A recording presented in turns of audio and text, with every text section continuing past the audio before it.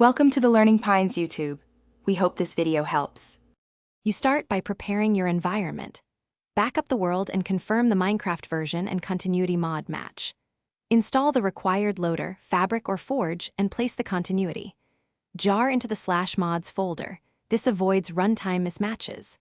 Once done, create or select a clean profile in the launcher and allocate sufficient RAM, around 4 GB for moderate setups, so the mod loads reliably. Make sure any dependent libraries are present before launching to prevent missing class errors. You now launch Minecraft with the fabric or forge profile and watch the log to confirm continuity initializes without errors. Open an existing world or create a new one. Enable cheats temporarily if you want to test features quickly.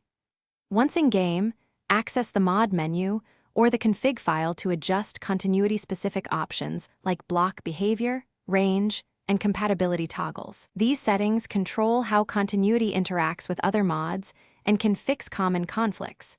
So tweak them and reload the world to. You finish by testing continuity in a controlled build. Place blocks and observe the intended connections or behaviors, confirming they match your settings. If something goes wrong, immediately consult the latest game log for stack traces, disable or remove suspected conflicting mods, and try again. Make sure the continuity mod and loader are on matching versions.